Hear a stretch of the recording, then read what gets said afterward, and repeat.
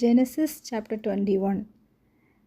இந்த 21ஆம் அதிகாரத்திலே வனாந்தர பிள்ளை இஸ்மவேலை பற்றி சில காரியங்களை நாம் பார்க்க போகிறோம். முதலாவதாக, வனாந்தரத்திலே கேட்கப்பட்ட பிள்ளையின் சத்தம். The voice of a child heard in the wilderness. ஆதியாகமம் 21ஆம் அதிகாரம் 14 முதல் 17 சொல்லப்பட்டிருக்கிறது. ஆபிரகாம் அதிகாலையில் எழுந்து அப்பத்தையும் ஒரு துருத்தி தண்ணீரையும் எடுத்து ஆகாருடைய தோளின் மேல் வைத்து பிள்ளையையும் ஒப்பு கொடுத்து அவளை அனுப்பிவிட்டான். அவள் புறப்பட்டு போய் பெயர்சபாவின் வனாந்தரத்திலே அலைந்து திரிந்தாள். துருத்தியிலிருந்த தண்ணீர் செலவழிந்த பின்பு அவள் பிள்ளையை ஒரு செடியின் கீழே விட்டு, பிள்ளை சாகிறதை நான் பார்க்க மாட்டேன் என்று எதிராக அம்பு பாயும் தூரத்திலே போய் உட்கார்ந்து சத்தமிட்டு அழுதாள். தேவன் பிள்ளையின் சத்தத்தை கேட்டார். தேவதூதன் வனாந்தரத்திலிருந்து ஆகாரை கூப்பிட்டு, ஆகாரே, உனக்கு என்ன சம்பவித்தது? பயப்படாதே. பிள்ளை இருக்கும் இடத்திலே தேவன் அவன் சத்தத்தை கேட்டார். இங்கே யாருமே இல்லாத வனாந்தரத்திலே பிள்ளையின் சத்தம் கேட்கப்படுகிறது. யார் கவனிப்பார்? யார் சத்தத்தை கேட்பார்? துருத்தியில் இருந்த தண்ணீர் தீர்ந்து விட்டது.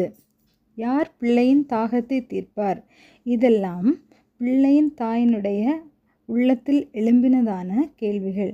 இத்தனை கேள்விகளும் ஒரு விதமான பயத்தையும் திகிலையும் அவளுக்கு ஏற்படுத்தியது. உடனே வானத்திலிருந்து தேவதூதன் ஆகாரை கூப்பிட்டு, பயப்படாதே, பிள்ளை இருக்கும் இடத்திலே தேவன் பிள்ளையின் சத்தத்தை கேட்டார் என்று சொன்னான். இன்று நாமும் கூட வனாந்தரம் போன்ற குடும்ப சூழ்நிலையின் நிமித்தமோ, நிந்தைகள், நெருக்கம், துன்பம் இவைகளின் நிமித்தமோ தினமும் உள்ளத்திற்குள் அழுது சத்தமிட்டு கொண்டிருக்கிறோமோ? சூழ்நிலைகள் சாதகமாக அமையாததினால் கலக்கமும் ஒரு விதமான பயமும் நம்மை சத்தமிட வைத்திருக்கிறதோ? கலக்கம் வேண்டாம். நம்முடைய சத்தத்தை கேட்க ஒருவர் உண்டு. யாருமே இல்லாத வனாந்தரத்தில் பிள்ளையின் சத்தத்தை கேட்ட கர்த்தர் நம்முடைய சத்தத்தையும் கேட்பார். வனாந்தரம் போன்ற நம்முடைய வாழ்க்கையும் மாறும். இரண்டாவதாக, வனாந்தரத்திலே தாகம் தீர்க்கப்பட்ட பிள்ளை. A child quenched his thirst in the wilderness. ஆதியாகமம் 21ஆம் அதிகாரம் 18-19 நீ எழுந்து பிள்ளையை எடுத்து உன் கையிலே பிடித்து கொண்டு போ, அவனை பெரிய ஜாதியாக்குவேன் என்றார். தேவன் அவளுடைய கண்களை திறந்தார். அப்பொழுது அவள் ஒரு தண்ணீர் துறவை கண்டு துருத்தியிலே தண்ணீர் நிரப்பி பிள்ளைக்கு குடிக்க கொடுத்தாள். இங்கே தண்ணீர் கிடைக்கும் என்ற சாத்தியமில்லாத வனாந்தரத்திலே ஒரு தண்ணீர் துறவு காணப்படுகிறது. துருத்தியிலே தண்ணீர் நிரப்பப்படுகிறது. பிள்ளையின் தாகம் தீர்க்கப்படுகிறது. காரணம், சத்தமிடப்பட்ட பிள்ளையின் சத்தம். நாமும் கூட சத்தமிட்டு கர்த்தரை நோக்கி கூப்பிடும்போது நடக்கவே வாய்ப்பில்லை, முடியவே முடியாது என்று வனாந்திரம் போல காணப்படுகிறதான ஒவ்வொரு காரியங்களிலும் வனாந்தரத்திலே தண்ணீர் துறவு காணப்பட்டதை போல கர்த்தரின் கரத்திலிருந்து காரியங்கள் வாய்க்கப்படும். வெற்றிடமும் நிரப்பப்படும். நம்முடைய தாகமும் தீர்க்கப்படும். மூன்றாவதாக, வனாந்தரத்திலே வளர்ந்து குடியிருந்து வில் வித்தையில் வல்லவனான பிள்ளை.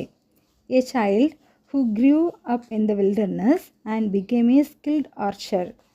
ஆதியாகமம் 21:20 தேவன் பிள்ளையினுடனே இருந்தார். அவன் வளர்ந்து வனாந்தரத்திலே குடியிருந்து வில் வித்தையிலே வல்லவனானான்.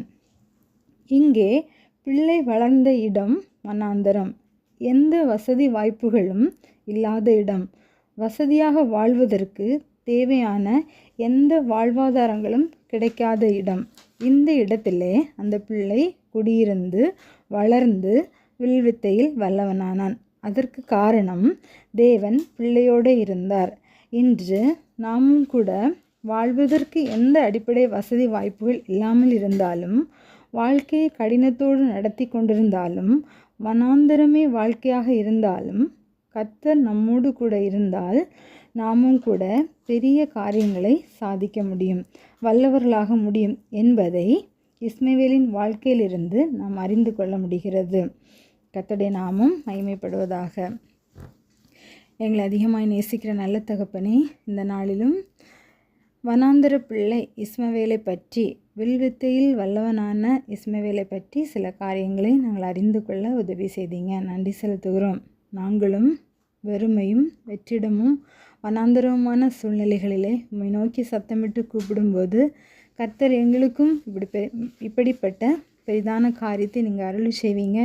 எங்களுடைய வனாந்தரமான வாழ்க்கையும் நீங்கள் மாற்றி மேலான இடத்துல எங்களை உயர்த்தி ஆசீர்வதிப்பீங்க என்பதை நாங்கள் அறிந்து கொள்ள உதவி செய்தீங்க. நன்றி செலுத்துகிறோம். தொடர்ந்து அப்படியாக எங்களை ஆசீர்வதிங்க. இயேசுவின் மூலம் ஜெபிக்கிறோம் நல்ல பிதாவே, ஆமேன்.